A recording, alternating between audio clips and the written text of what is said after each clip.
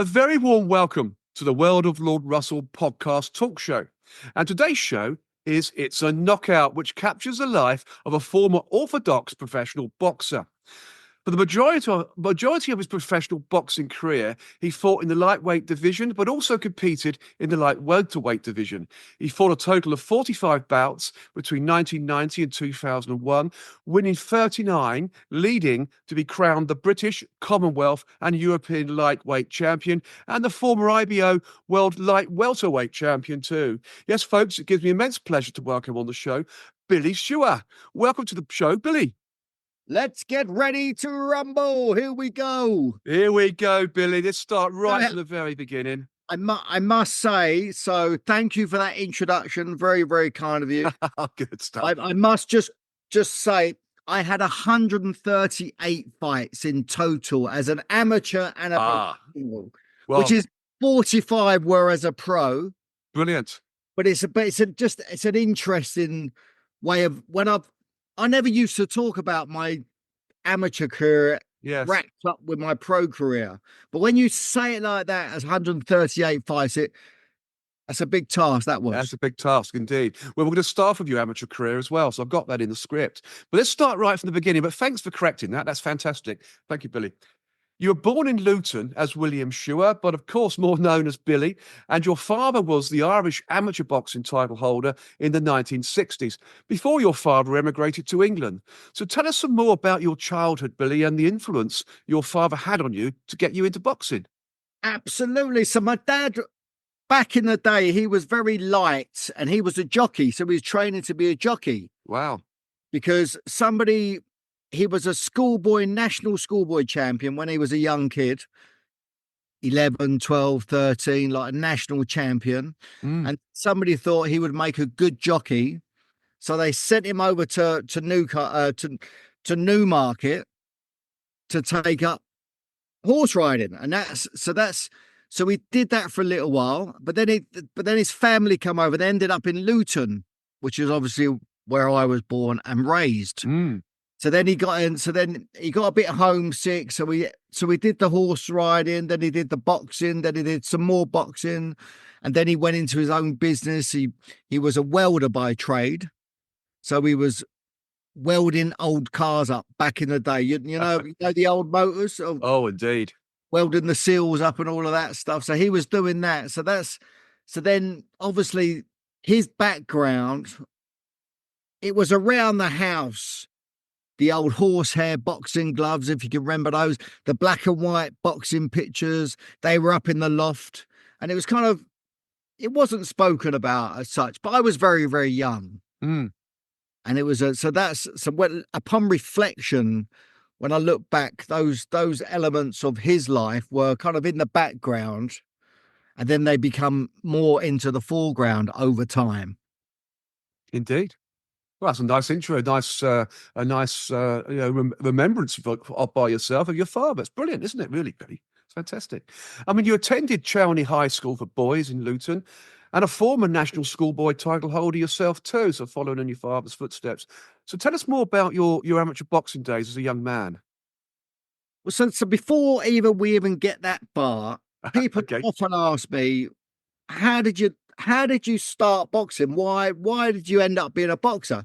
Which is something I looked at later on in my life.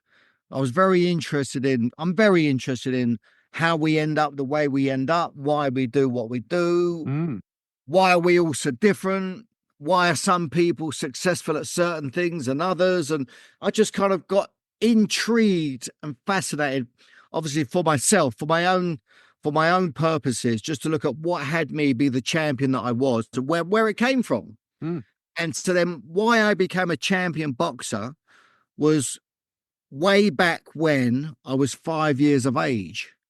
So that's when things started to sort of form themselves in my identity, because I'll tell you what happened was I was in my mum and dad's front room with my two older sisters, Mandy and Lisa. Lisa was 8 and Mandy was 11.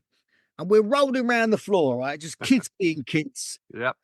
I'm the little one. I'm a little skinny 5-year-old. and we're just big kids, and kids just, and you know what? Two against one, what would you do? You'd pin them to the floor, wouldn't you? If you can remember, Mm. somebody would sit on your chest, and the other person would hold your arms back. So I've got Lisa holding my arms back. I've got Mandy sitting on my chest, and I'm kicking and screaming, and I'm fighting. I can't fight them off. And I used to get so upset. I used to hyperventilate and turn blue. I thought I was going to die. Oh dear. I've gone back to that. I've been regressed back to those moments of that. And then what they used to do, they both had beautiful long blonde hair. And as I'm pinned to the floor, crying, kicking and screaming, they used to wave their hair in my face. And they used to sing to me, Billy, don't be a hero, don't be a fool with your life. That Paper Lace song. Yes, I remember it well. Right. And in that, what happened in that moment, I made the decision in that very moment of being in complete crisis point, crying and couldn't breathe, thought I was dying. I made an unconscious decision that I was weak. Oh dear. But then that decision as a 5-year-old went into my future. So Mm. there I am as a 5-year-old. I think I'm weak, which wasn't the truth. It was an unconscious decision that I made and Yeah. that we all make. We've all got stuff going on that we haven't really unraveled. Because so then what happened was I then had to find a way to prove and cover up and survive being weak. So boxing was the perfect outlet. If you think about it, somebody who's trying to prove they're not weak, what would they go and do? Well, Become a precisely. fighter. Yeah, And become a fighter. the devils of your sisters were the reason why. Clearly, they got you into Absolutely. that. I've got them to be thankful for. You have indeed. So that shaped my future. So there I'm 5 years of age. I make this decision. So my dad's a boxer. So 5, 6, 7, 8 years of age, something happens, and then I asked my dad to teach me boxing. Yes. So my dad took me down the boxing gym as an 8-year-old and started to train me how to box from the 8 years of age. Mm.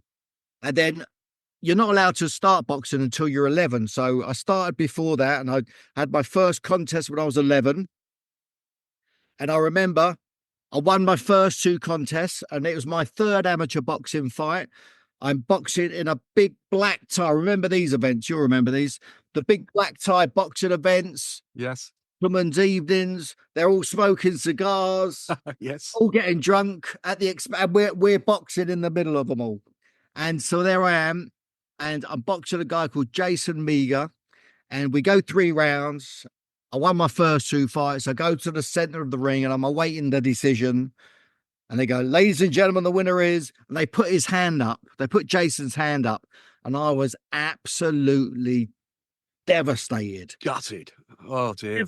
Got beyond gutted. I was devastated. I'm in the ring. So my dad's in my corner with me. I'm crying my eyes out. I'm devastated. My dad's trying to console me. And in that moment, I made another decision. I decided that I wasn't good enough. Oh dear. So as an 11-year-old little boy, I'm weak and I'm not good enough. But those were the drivers that had me succeed. Mm. I become a national champion at the age of 13. So I was competing at the highest level from 11, become a national champion at 13, all the way through my amateur and professional boxing career. And I was driven with a need to prove something, to prove that I'm enough. I am good enough, but I'm not weak. Absolutely. And I was just stepping up into the ring as a professional boxer, prepared to die, kill or be killed, to prove something. Because you did. Boxing is very unique. It's unlike any other sport. I quite agree with you.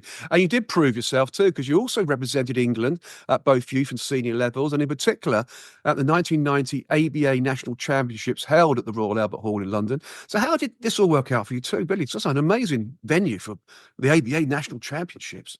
Fantastic. Amazing. And that was an achievement in itself. Oh, definitely. Getting to the ABA finals, and I got beat on points. Oh, well. It was like a split decision. And after that fight, I was to and fro in whether to turn pro or not. Mm. And it was after that disappointment of losing the title on that night, I thought, right, I'm going to turn pro now. And that's when I decided to turn pro. I went with Mickey Duff because Mickey Duff had spotted me sometime prior to that fight. Yes. And I was representing England against Germany at the Hilton Hotel down in London. And he spotted me there and he come up to us after the fight and he said, if you ever fancy turning pro, give us a call. Mm. And obviously after the ABA disappointments, decided to turn pro. So we rang Mickey up and went down to his office in Wardour Street. We sat down with Mickey Duff, Terry Lawless, Jarvis was there. They were the company, and turned pro at 21. Brilliant. What a story. Mickey Duff, what a name in boxing he had. Fantastic. Incredible. Top guy, yeah. I mean, you also represented the Luton Irish Boxing Club under your trainer at the time, David Waldock, and you were runner-up to Patrick Blue Boy Gallagher in the lightweight division. I mean, what effect did that fight have on your career as well? We're talking about, how you've acted. Yeah, that's that's the fight that we're just mentioning. That Yes. the ABF finals. That was that Brilliant. fight, and then so Dave was my trainer, and also my dad was my trainer. Yes. They were in the corner together, and as an amateur boxing for Luton Irish. So I started off my amateur career with the Luton Boys Club. Then I went with obviously the Irish connection with my dad's Irish. So with that connection, we ended up boxing for Luton Irish. Brilliant. And it was after the fight that you just mentioned at the Royal Albert Hall was that contest. That's when I turned pro. Fantastic. I mean, you have been described as one of the most consistently brilliant fighters Britain has ever seen. Your sharp boxing skills, courage, determination, and grace in the ring attracted a huge fan base. Now, that is some accolade, isn't it, Billy? You're building up this fan base. It's incredible, isn't it? It was, and Luton gets a bit of a bad rap. If you're familiar with my hometown of Luton, then Yes. you know that it gets a bit of a bad rap. But when I was boxing and the local community, what makes Luton very special? I mean, I'm very proud to say that I've come from Luton. Of course. Because of the people within Luton. That's what I'm very proud of. There are some amazing people in my hometown of Luton Town. And I was very fortunate to be very well supported. They would travel everywhere. They come over to Vegas. They come to Hong Kong. They'd come over to Spain. They're I can't thank them enough for the support that I was given. That's amazing. Yeah, amazing, incredible. And it's clear actually the way you're talking now as well, but your engaging personality and ready wit made you a favourite amongst other boxers and promoters in the media as well. I mean, that's a real natural skill to have, isn't it? And it's coming across now in this discussion, this interview. And it's thank you for that. And it's interesting because let's go back to when I won Please do, yeah, the National Schoolboy Championships. When I was 13, I became a national champion at 13. I remember going back to school on the Monday morning and we all go into assembly. There must be 300 kids and I think nothing of it. But I'm now a national champion. Yes. And thought nothing of it, sat down, and it's a big achievement. So the headmaster starts to talk about me and gets me to stand up in assembly. And I can remember it really clearly. 13, and I stand up in assembly, and I'm getting acknowledged. Yeah. And I'm looking around, and I'm thinking, oh, I'm a little bit different. I don't really fit in. I'm a little bit outside. I felt different, and I was different because to become a national champion, to be a success in any sport, yes, especially boxing, it takes something. But then my identity was forming and I was developing myself and I felt a little bit separate from others. And what I had to do was, because I didn't want to be alone and separate, which was a good trait to have as a boxer, because I learned how to disassociate myself. Yes. So in that moment, I kind of disassociated myself with others because I didn't felt like I fitted in, which really worked for me in the boxing arena, to be disassociated, because I can go into the ring and do what I need to do to win the title. Yes. and you've got to go beyond normal thinking to be able to do that. And we'll talk about this later, but as a Yes. professional boxer, it's very, very different.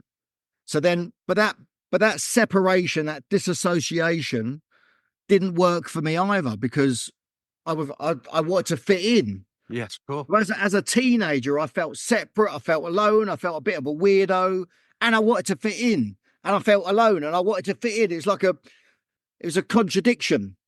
So then, obviously, I figured out, oh, how do I do that then? So then I become this part of me, which is charming and charismatic.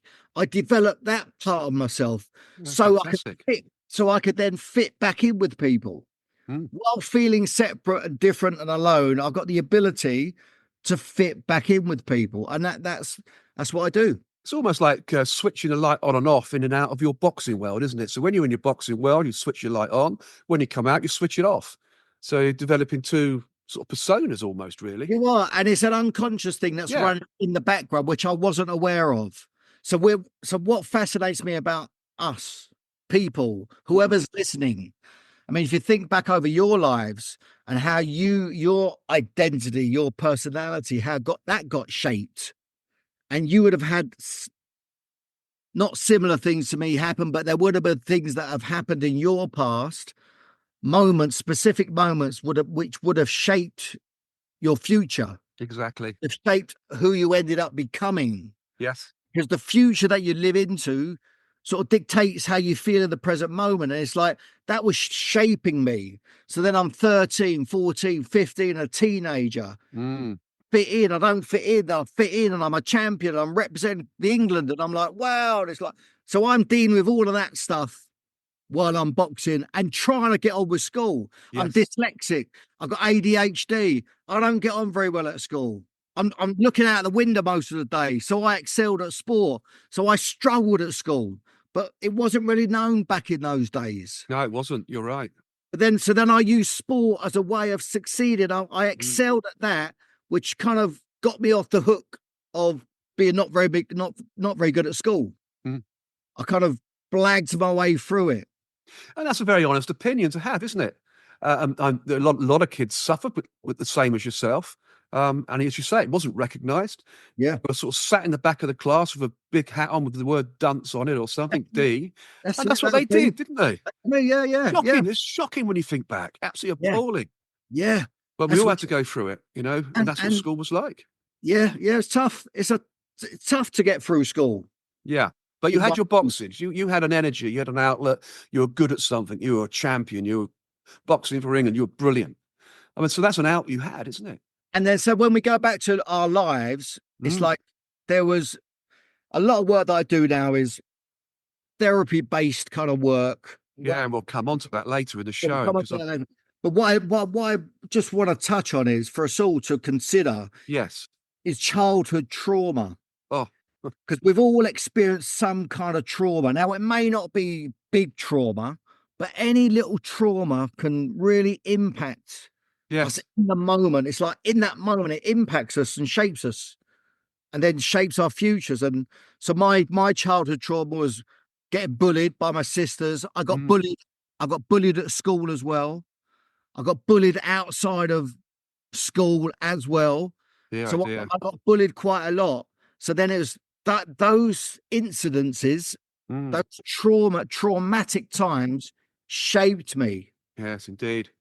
Yeah, because And I can some of us, remember, like yeah, you, some of us I struggle with that. my mother passed away when I was 11. It was that's a huge trauma, and I can Yeah. remember the teachers at school saying, "Pull your socks up, boy." I mean, they wouldn't dare do that these days, would they? As an They did. 11-year-old losing your mum, that's a Yeah, huge traumatic period in your life. precisely. And all And I can that would have remember is, shaped that's definitely shaped you and how you without are. doubt, And so many of us go through life, but we're unconscious. We're not aware of mm, our childhood and what the impact that it's had. That's the word that I've embarked on because I'm just fascinated by it, and yes, I'm really and how powerful that it is, and indeed. how it can shape us and hold us back. And I mean, I'm a Samaritan. I volunteer as a Samaritan. Oh, I that's mean, good. So lots of us are familiar with the Samaritans, which is Mm. all about prevention of suicide. No, good It's for a you. free phone number. And so I'm what they call a listener. And so I go in on a weekly basis and listen to people in crisis. Mm. And I was there yesterday, had some incredible calls. And I get so much of it is based upon childhood trauma. Yes. It's just fascinating how the power of that over us. So Indeed. I want people to start to become aware of that and Mm. realize that and go and have a look Yeah. and heal, start to heal. Yeah, absolutely. Past. And all those services you talk about now, we will talk about a bit later on, because I've got it all documented in the script. So we'll have a talk about all that good stuff you do, Billy, later on in the show. Yeah. But you had your first professional fight in, I think, October 1990, and your first fight took place at the York Hall, Bethnal Green, a very famous premise in London. The heart of British boxing. At the heart, indeed, it is, where you beat Frenchman Pierre Conan, I think's his name, with a first Yep. round knockout. So, what do you remember about your first professional bout, Billy? Because it's one win, isn't it? First round knockout. Absolutely. It was so exciting. We had a big team of people from Luton. Mm, Yeah, it was something very different because amateur boxing, professional boxing, they're very different things. And as you start off as a professional, you got to gently learn your craft, as in anything. And especially in boxing, you learn your craft, and with good management and good team around me, good trainers, mm, good people supporting me. It was we had a great start to my professional career, and brilliant. it was an amazing night to have had a very quick win in my very first professional boxing match. Yeah, at the home, as you say, at the home of British boxing. It's Yeah, fantastic. I mean, you did spend 20 years at the very top of your field in arguably the toughest, grueling, and most demanding sport there is, boxing. And during your professional career, you won British, Commonwealth, European, and IBO World Boxing titles. So, firstly, let's talk about the British, Commonwealth, and European titles. All at lightweight, I understand, Billy. yeah, all at lightweight. So again, back to the Royal Albert Hall, the Mm, 28th of October, 1992. yes. I remember it very clearly. And we must have had half of Luton there. And it was on BBC Sports Night. Remember those days with Harry Carpenter? Oh, do they were classic. And you were actually fighting Carl Crook, weren't you? I understand. That's right. Yes. He was making his I believe I was his fifth defense. And I was the young kid, the new kid coming through, the new kid on the block. And yeah, what a night that was. That was yeah. So effectively, it was two titles, two belts up for grabs, wasn't it? The British and Commonwealth featherweight title Yeah, or yeah. titles. That's right. Absolutely. Two titles up for grabs. He was defending. I was challenging. I he didn't come out for the ninth or 10th round. I stopped him, and the ring got invaded by Luton fans. And I remember getting carried down. The Royal Albert Hall is one of my favorite venues. It's beautiful. And I Yes. remember just getting carried downstairs into the changing rooms. It was a fabulous night. Oh, I Incredible. could see it now. I could see it now. I could see it. Because that's what boxing was all about back in the day, wasn't it? Fantastic sport for everybody, really. And you must have been absolutely over the moon with that. What a win. Yeah, what a win. Yeah, what a win. And I was so I think that was my 17th fight or 17th or Mm. 18th fight. And it was here we go. Yeah, there This you is are. this is possible. I'm now a champion. You're a British and Commonwealth featherweight title holder. I mean, Lightweight. lightweight. Yeah, it's fantastic, isn't it? Yes, So when amazing. it is incredible. So when did you win the European title, Billy? And who was the victim in this bout? Now let's go. So I won the British and Commonwealth title, Yep. and then I lost it in my first defence, Oh, and then I regained it in a rematch. yes, So the roller coaster ride of being a professional boxer was well and truly underway. You win indeed. some, you lose some, you get cut, you get busted up. Yep. And I got two big cuts. They stopped the fight because I got two big wounds, but then I regained it. So then obviously the next step would be for the European Championships. Indeed. But before that, I was I got a shot at the world title because I had good management. I had a good team of people around me. Mm. I was succeeding very well at a European level. And then I got a shot at the world title before I won the European title. Wow. So that's how that went. And it was that was exciting. Yeah, because you reached the pinnacle of your boxing of the boxing world I think it was in 2001 when you become the IBO world champion. But that wasn't at lightweight, was it, Billy? I mean, tell us a bit more about that. Welterweight. So that was my Yeah. first attempt. So my first attempt was at over in Las Vegas. Mm. So there I am in Vegas, just a kid from Luton. Another great venue. And I'm standing outside the MGM Grand. I'm looking up, and there was a big display unit, 30 foot up in the air. My name was flashing in lights. Billy Schwer. And it's like, wow. Wow. That's something, isn't it? I was headlining top of the bill in Las Vegas. Oh, that's incredible. Which was amazing. And Michael Buffer, let's get ready to rumble. He was the master of ceremonies. So I was boxing a real tough Mexican, Rafael Ruelas, and I was so certain I was going to win that fight. I even had a bet on myself. Oh, nice one. I was so certain. But the fight started about 3 rounds into the fight. I got a big cut, huge cut, a big gaping wound appeared. Lucky for me, I had the best cuts man in the world, Denny Mancini, in my corner. He patched me up. Brilliant. Yeah, and I went up. I'm pushing and pushing. 2 rounds later, bang, disaster struck again. I got another big cut, about 2 inches long. The fight turned into a bloodbath, and the referee Mills Lane comes over to my corner. It was after the 7th round, and he looked at Denny, he looked at me, he looked at the damage, and it was really bad. And he said to me, "Kid, I'm going to give you one more round." And I'm sitting there and I'm thinking, shit, because what he meant was, you got to go and knock him out this next round, or I've got to stop the fight. Yes, indeed. So, have you ever felt under pressure to perform? Oh, that's pressure. And those Mexicans can be really tough, can't they? Let's be honest. Absolutely. So you were up against it. Up against it. I come out for the next round. I gave it all that I got, and I didn't knock him out, so they stopped the fight. So my dream had been shattered. So that was my first attempt. But then I come back from Vegas, and obviously having just challenged for the world title, it put me up the European rankings. So now I'm ranked number 1 in Europe, and I'm the next official mandatory challenger. Wow. So we go over to Spain, in Zaragoza, northern Spain, and in this huge Olympic stadium. I'm boxing a guy called Oscar Cano, and it was an epic contest. It was voted European title fight of the year. Wow. And I knocked him out in the 10th round, which was an incredible night. Incredible. The fight was close. I was probably losing at the time. I was behind on points, but then I pulled it out of the bag in the 10th round and knocked him out. Brilliant. What a story. So I brought the title back home, defended it 3 times in London, and that moved me back up the world ranking. So I got another shot at the world title. My second attempt, Wembley Arena. And I'm boxing the very best, a guy called Stevie Johnson. Okay, so here we go again. My second attempt at the world title. Let's go for it. And he was the best in the world. And he was brilliant. And he was so quick. He was like lightning. He was so fast. I just couldn't catch him. It was brilliant. He was brilliant. And it went the full 12 rounds. It went the distance.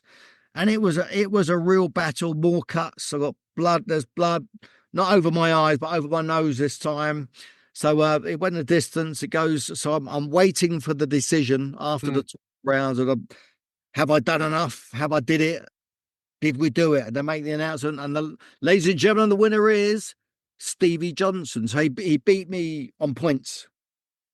But there's a lot of controversy after the fight because he failed the drug test. Oh, wow. No wonder I couldn't catch him. Oh, he's on a high. Yeah, absolutely. He was so quick. Gosh. I hate people who take drugs. Yes, likewise. The police, customs and excise. Your mum, do you get that joke? Yes, indeed. But he got offered a technicality. So I mean, have you ever felt cheated in life? Well, that's one of those moments in your life for sure.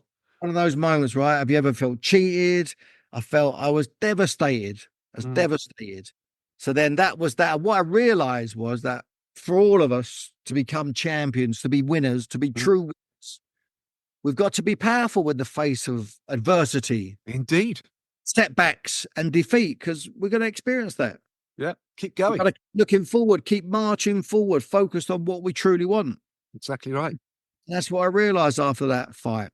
So then I had 12 months of inactivity after that fight. Had to let things heal, let things sort themselves out, and then I got another shot at the world title, Brilliant. which was Third number time lucky. third time lucky. Wembley Conference Centre, boxing a guy called Colin Dunn, and the fight starts. Yeah, third time lucky, as you mentioned. And the fight starts. I had a really good start. I started to build up a nice points lead, and I'm thinking to myself, "Hey, here we go. Exactly. This is it. This is my time. Third time lucky." And I'm because I'm building up a nice lead. But then, in life, like life just doesn't always go according to plan, does it? It And doesn't. so Colin thought it wasn't going to give up his title, and he fought his way back in, and the fight started to get really, really close, and it went the distance. So again, I go to the centre ring. I'm waiting for the decision. It's gone 12 rounds. Third time lucky. I thought I'd done enough. And ladies and gentlemen, the winner is Colin Dunn. So they put his hand up, and it was third time unlucky. Lucky. Oh dear. Yeah. So Ah. it's like, do you ever feel like giving up? It's like No, keep going. If at first you things, don't succeed, or in this case, if you don't succeed after 1, 2, or 3 times, keep going. and that. So what you got to do, you got to never give up, right? Never Exactly. give up. You got to fight for what you want. You got to confront and challenge your fears. You got to overcome your fears. Mm. You got to KO your fears. Yep, You got to take risks, you have. and that's the game, and that's the game of life, and that's what it's all about. So failed 3 times, and so we go back to the drawing board. What do we do? Luckily enough, with a good team around me, with good management and promoters, to cut a long story short, I got another shot, and it was my fourth attempt at the world title. But what I decided to do was to move up a weight, because, as you mentioned earlier, most of my career was as a lightweight. Yes. Then I moved up to light welterweight, which so the difference is 5 pounds, which doesn't sound a lot, but sometimes in life it's those little things that make the big difference, isn't it? Indeed, they do, Billy, and it seemed to work this time round. And it did indeed. Yes, it certainly did. And I, I met my opponent. I remember meeting my opponent, Newton Villarreal from Colombia, for the very first time at the weigh-in, and he didn't speak any English. I don't speak Spanish. Hola, hola. That's about all I got. That's about all my Spanish.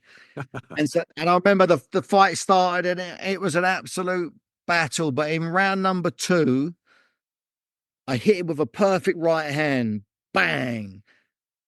It was perfect. Mm. He went over, he hit the canvas, and I'm thinking to myself, this is it. I've done Stay it. down. Stay This down. this is gonna be an early night. Mm. Round number 2, an early night. That would be a nice change. Would. But no, he got up, did he? So he got up. And I thought, if he gets up, I'm going home, because he shouldn't get up from that. And he got up, and the battle continued. We battled on round after round after round. And again, it went the distance, the full 12 rounds. And it was a real battle. That was, and I can recall in the 12th round, coming out for the 12th round, when I look back, Sir Winston Churchill, he once said, history will be kind to me, for I intend to write it.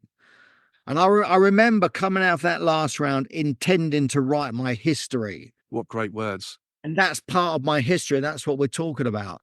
So that last round felt like eternity. But it was like my career flashed before me. Mm. From a young boy of 11, having my first contest, to the here and now, challenging again for the 4th time for the world title Yes. in this place that I kind of know as home, the boxing ring. And I was comfortable with the most uncomfortable of places. I can imagine. It was very, very painful. So we go the distance, and then again I go to the centre of the ring and I wait the decision, and I look out into the crowd. I can see my mum. So my mum has been ringside for all of my fights. My dad's in my corner. My two sisters are there. All my supporters who have been with me from the very, very beginning, from that first contest back in the day in the East End of London, the heart of British boxing. All they've followed me all the way through, and there we was. And I got to hear the words I've been waiting all my life to hear. Oh, The words you're waiting to hear is the new. yes. Wednesday, the new. And I that's it. behold, light welterweight champion of the world was Billy Schwer. That's it, Billy. Oh, magic words. So I had achieved all that I'd set out to in my life. You had. I shed blood, sweat, and tears in pursuit of a dream. And the dream came true. You I did have a dream. I have a dream.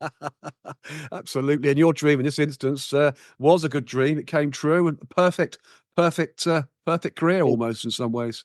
And it was blood, sweat, and tears Yes, indeed. over a 20-year period to get to that point.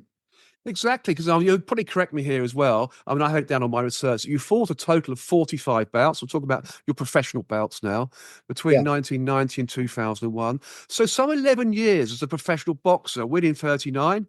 And as discussed earlier, leading to winning British, Commonwealth, European and world titles. So apart from the titles, what fights do you remember most, and who was your biggest rival or rivals at the time?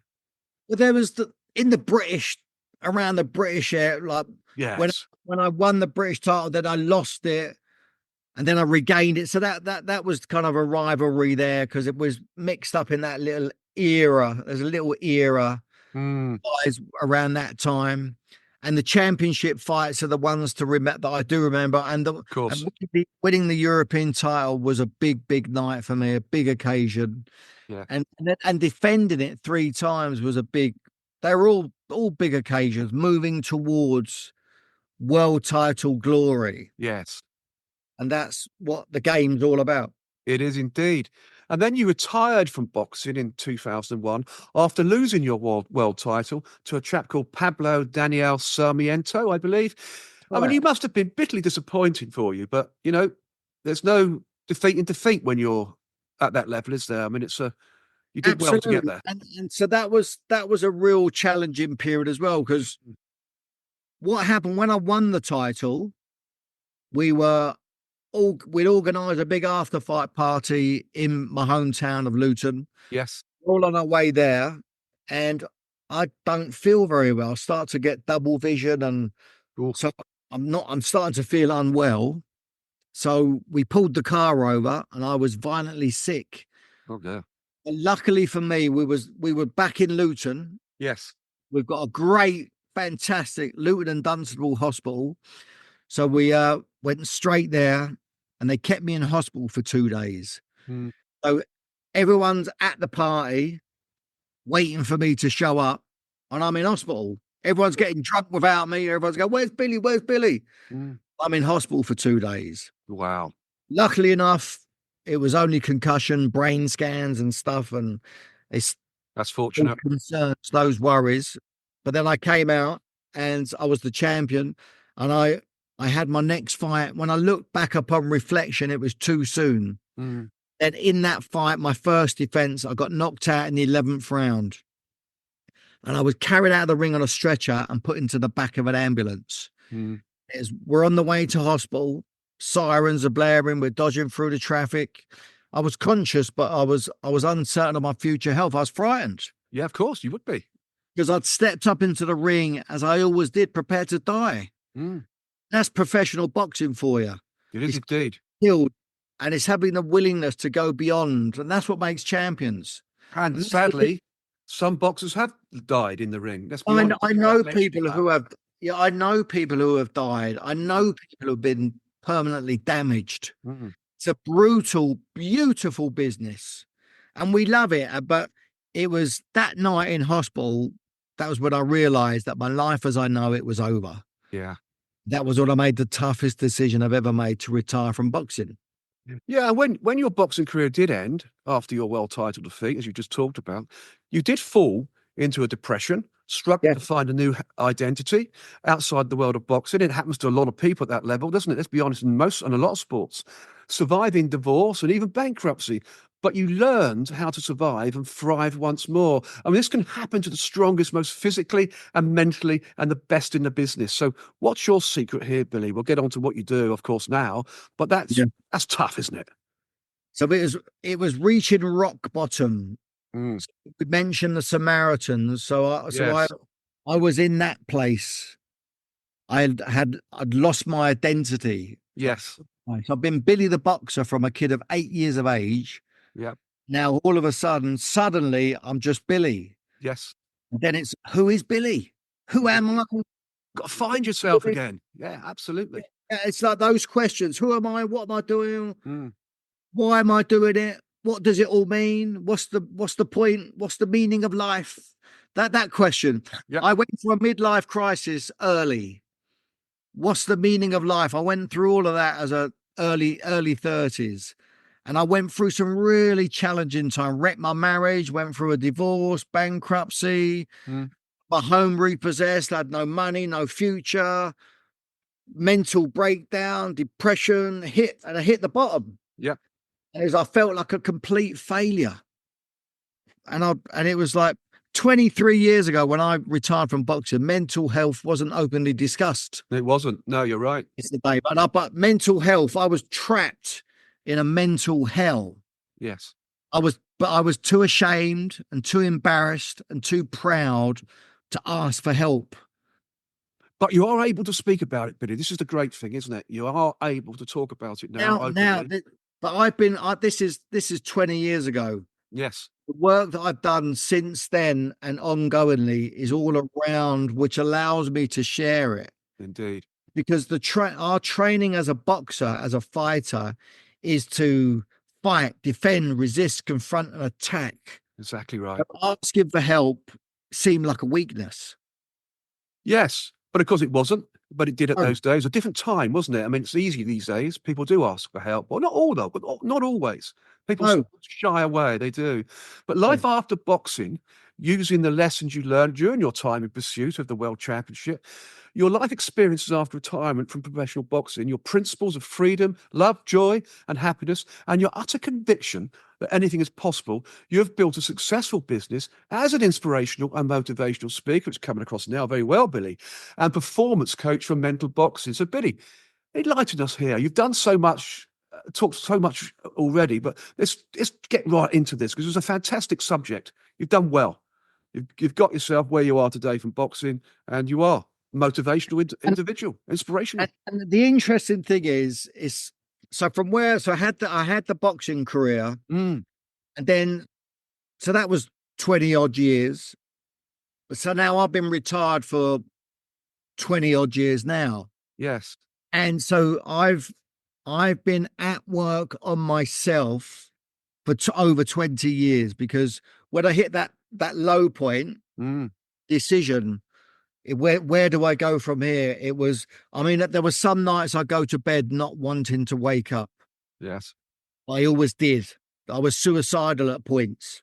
Oh, So I was that low. yeah. So then there was one way to go. So I decided to go the way that I did. And then I really went to work on myself. Good for you. I started reading, listening, studying, going to seminars. Mm, I went to seminar after seminar after seminar. I become a seminar junkie. I just I had a thirst for transforming myself, because I'd reached the top as a professional athlete. yes. It's different now. Life in the real world was very, very different. I didn't know how to be anything other than Billy the Boxer. Mm, What I discovered was that what the traits that I had as a fighter, as I mentioned, those the winning traits about the fighting, defending, resisting, confronting, and attacking makes me. So who I am is I'm aggressive, I'm domineering, I'm selfish, I'm inconsiderate, I'm always and that's who I am. yes. But that just don't work in life. No, Ask my ex-wife, she'll tell you. I know exactly. But you have transformed yourself. You are inspirational. As I've mentioned, you've got that successful business you're running as an inspirational, motivational speaker and performance coach for mental boxing. It's brilliant, isn't it? So I Developed yourself well. well, I'm a consultant, I'm an Yeah. advisor, I'm a coach, I'm a mentor. I work with very successful business owners, I work with entrepreneurs, I work with leaders within their business, I work with their teams. I do the motivational speaking at big conferences, I do small team events, Mm. I do group coaching, I do one-to-one coaching, I do a therapy-based kind of performance coaching. Yep. So I'm bringing all of the experience as a boxer and all the 20 years worth of studying that I've done since. I mashed them together, and with all the studying that I've done in the last 20 years, that's what I'm bringing, and it's something very unique, and I've called it mental boxing. Yeah, it's a great term to use. I mean, And you work with individuals because individuals, even successful business individuals or individuals in life, suffer with mental illness, don't they? So you work with individuals, groups, and organisations, sharing your powerful message, which takes you from crisis to success, radically transforming people, shifting company performance, results, and impacting the bottom line. I mean, this sounds like a huge success and performing a role that you are wholly capable of and very successful at too, Billy. I mean, it's brilliant, isn't it? I Absolutely love brilliant. I love what I do, and it's like the subject matter. My thing's all about performance Mm, and personal performance. So I work with a lot of sales teams about yes, their performance, but then also working with them personally. Because if they've got issues outside of work and they got stuff that's unresolved, if we can work on that and bring some peace and harmony to themselves, and they're going to come into work and impact the bottom line, they are. produce better results. So I'm bringing that to what I do. And that's a fantastic thing to do. Because as I mentioned, even people who are successful in business, entrepreneurs, CEOs, chairmen, CFOs, whatever they do to run their business, they also suffer from problems, don't they? Which you've noted and you deal with. We're all Whether human it's beings. we're all human beings. We're all human beings, yeah. On this unique journey, Mm, everyone's journey is very unique to them, it is. and there's a lot of us that get stopped, that are limited. But then there are lots of us who are very successful who want a little bit more. There might be they're inquiring into other areas and what's stopping them and what a bit more peace and harmony. And there's so much power in the unraveling of ourselves I agree. and being free. So I want people to be free, to be their true selves, like I am. Exactly. So that takes a lot of unraveling, a lot of undoing and unlearning stuff Mm, that which may be really like constraining us. Because when I retired from boxing, Billy the Boxer was constraining Billy. mm, And it was I had to unlearn certain aspects, certain traits that didn't work in certain areas. It's not, but it's having the wisdom to know the difference. oh, absolutely. And you Because those certainly gave traits, that. yeah, it's having the wisdom, and it's knowing the difference and knowing when, because we got different parts to us. So Billy the Boxer is a part of me, and then Billy the Samaritan is a different part of me, Yep. and they show up. So I can choose when they show up. Whereas before, I didn't know who was who. I was a mishmash of all of them. But it's only in the learning and developing of myself I know when to. You talked about flicking the switch. Yes. Know when to flick the switch for different parts of me and what's going to work and what's not going to work. Correct. Because I am still Billy the Boxer. You are. They'll always be That, part of you. and that's a huge part of me. And Mm, there's a lot of aspects to me that add value to other people in different ways. But ultimately, it's about me. I want to feel good because when I was in the depths of my despair, I wasn't feeling good at all. And I want everyone to experience that. And I can say now I'm living a 10 out of 10 life. that's brilliant. And that's what I want. And it's available. It's available to everyone, isn't it? They've just got to reach out and find it, or indeed get in touch with Billy Schwer. So how do people get in touch with you, Billy, to get their lives back on track and get the Yeah. motivation you can give them? Because you surely can. So we got the normal website, billyschwer.com. Mm, I'm on LinkedIn. I use LinkedIn a lot if you're into business and stuff. So I'm Billy Schwer, LinkedIn. I'm on the social media I'm not really big into, but LinkedIn I use more than the others. yeah, likewise. It's a part of the whole. Mm. But if people want to find me, just spell my name and put it into Google. You'll figure me out somehow. Well, And that's I what would I love, did. I would love to have more conversations with more people about themselves and about Yes, them becoming the best versions of themselves. So that was like absolutely. my new book. Did we talk about my new book? No, we haven't. We can talk about your new book, Billy. Let's have a chat about that. Yeah, because the old book, the first book, that's the first book I wrote. Man Up. Man up, yes. Man Up, the world champion way. So my second book was just being completed. How to be a winner. Oh, sounds like a great, great book to have. When's it published? It's going to be in probably 3-4 weeks' time. That will be, Brilliant. and then that's going to be a new coaching program. That will be an individual one-to-one coaching program. I'm just about to launch a brand new coaching program starting very soon. So that's available. If you want to be a winner, if you want to win more often and experience more success, you want to be able to punch above your weight in all that you do, then you got to come and speak to me. You certainly have, folks. Billy's the man, absolutely. And when you do publish your new book, Billy, make sure you let me know or get me I on was that with there's LinkedIn. there's one that's got your name on it already. Oh, top man. And I'll promote it for you as well on LinkedIn. So I'll do that for you, not an issue. It will be on Um, its way to you as soon as we get it published. Thank you very much, Billy. You're an absolute gentleman indeed. And I look forward to reading that because we all, no matter how successful we are in life or how successful we think we are in life, we all do have problems. So, it's just understanding them to correct them and become a better person, isn't it? And Absolutely.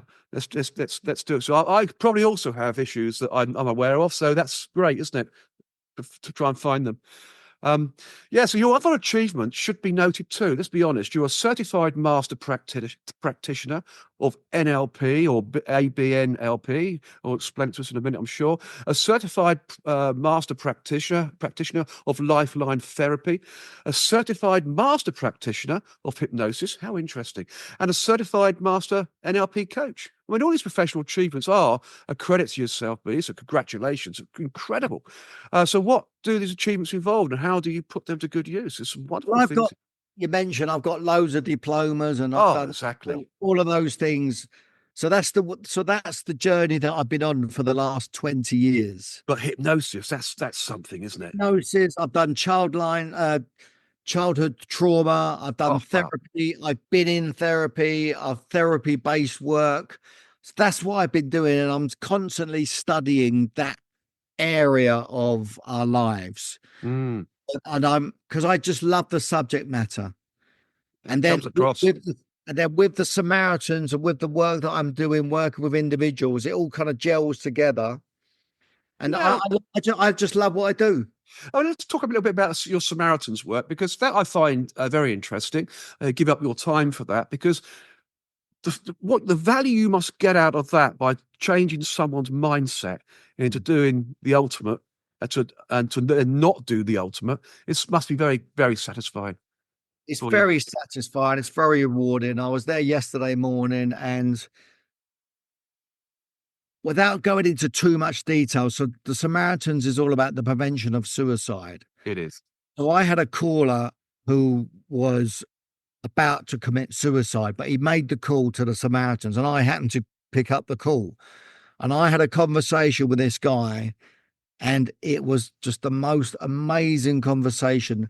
And it was a totally honest, upfront, truthful conversation about suicide. Mm, And it was a 36-minute call, and about 20-25 minutes into the call, and it's like something shifted within him, and mm, his persona completely changed, his voice changed. So the conversation we're having is because as a Samaritan, we're listening, and listening's it's an expertise. It's how it you is. and then what questions you raise from listening to what's being said. Mm. That's one of the things I was never any good at. I was never any good at listening. I never used to listen. So I thought, if I want to go and get trained in listening, go and be a Samaritan. So we're listening. We're not coaching. We're not directing people. We're not telling them what to do. We're listening. And in just by listening and then offering support in certain ways and how you go about doing that, That's a real skill. it's art. It's like art. So when you get it right, like I did yesterday, I got it right a few times, and it's like I turned him around. I completely turned him around, and he left the call in a completely different state to how we come on it. That's brilliant. And it was Congratulations. transformational in that conversation. And his future was looking different. He had some hope. Well, let's hope that's worked out for the long term too, not just for the short term, because that's a real skill. Congratulations on that. Brilliant. Yeah, thank you. It's very, very fulfilling, as I mentioned, and there's so much learning for me to get within those types of calls. Yes.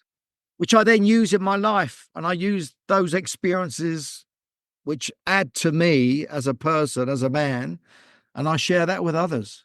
Yeah, because those calls, I mean, you are developing yourself through those calls as well, aren't you? You're forever learning in life to become that better person on a day-to-day basis. So, it's that self-development at the time of those calls too, isn't it? It's incredible, really. It truly is incredible.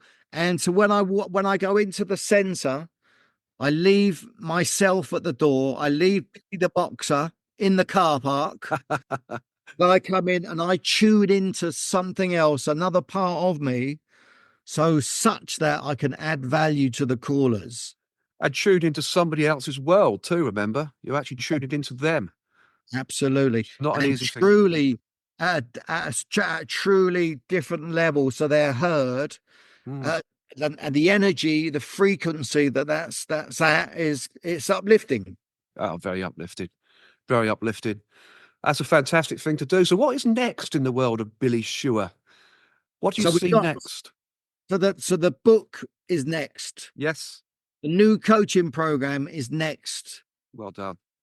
I've created a new talk, How to Be a Winner. So that's next. So those things that I'm working on there's a lot of work I'm doing in the background.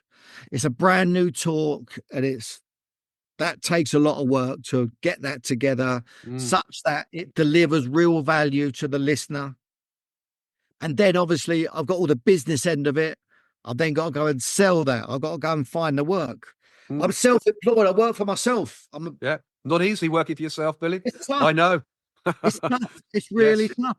It is It's tough. tough. I have to go and generate calls myself, having to push all the time. It's not easy. It's not easy. It's not easy at all. It's a tough world to be in.